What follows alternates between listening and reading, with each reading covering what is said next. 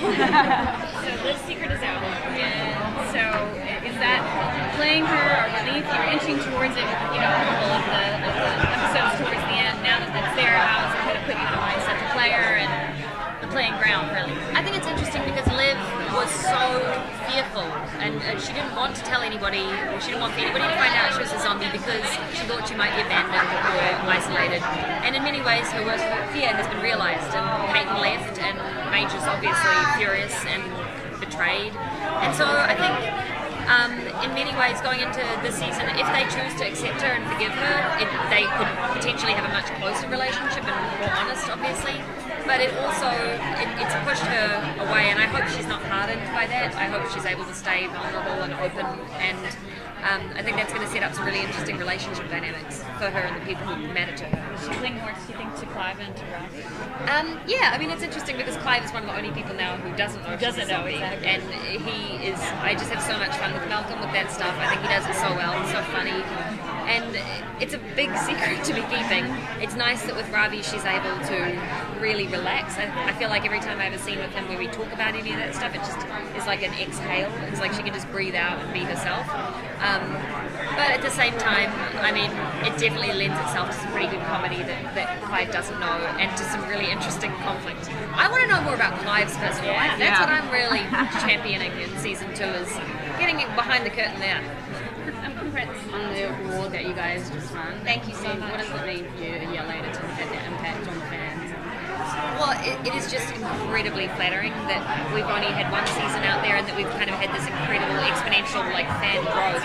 And so that award, we won, you know, Best New Fandom at the MTV Fandom Awards. And for me, that's not for us at all. It's for them. It's for everybody who has supported this show and kept us alive. And we're really excited that season 2, I think that people are only going to find it more endearing and interesting. So I gotta know, what is the brain made out of? What is the brains are gelatin. Okay. They're like corn syrup, gelatin. Depends the different ways that I eat them. Sometimes they have to have additives, but either way it's disgusting, and it's a lot of spit bucket work. So you're actually eating that stuff? Yeah, a lot of the time I am. You know, in season 1 I drink one as a milkshake. That's the worst. Other times I was like, oh, this is gross, it's fine, whatever.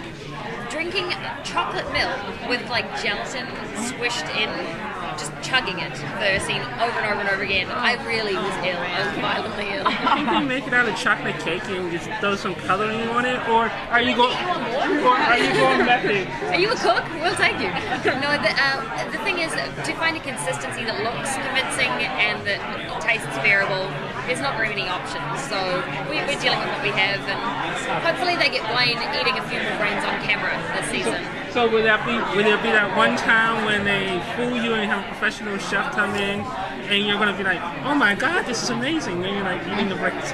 Yeah, I mean, fingers crossed. Fingers crossed sometimes she eats just a texture that we don't have to see the brain bits sticking out. But at the same time, it's fun and it's interesting to watch. So I get it. I'm willing to bite the bullet, so to speak. Between this show and Once Upon a Time, you've played a lot of characters that us Comic-Con geeks really love. So I'm curious, what kind of geek thing are you into? Are you a Star Wars person? Do you love zombies? What's your deal? My biggest and most embarrassing confession, I haven't told any press this ever, is I haven't seen Star Wars. And being at this convention, I have never felt more like a fish out of water with that secret. Like, that's my I'm a zombie secret, is I haven't seen Star Wars and I'm at Comic-Con. We gotta change that. I've got to change that. Like, when I told Diane Ruggiero our writer, she said, like, this is going to really spoil the day because you can't go and do press, you have to go home and watch it. Like, no, you're done. So I think coming from the bush in New Zealand, I grew up at the beach, I definitely have missed a few of the kind of cult convention-friendly sort of shows and like the comic sort of shows and films, but I'm catching up. You know what I just watched for the first time last week is Ghostbusters.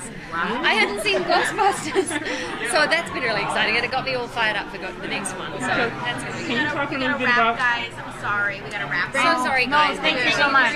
Thank you.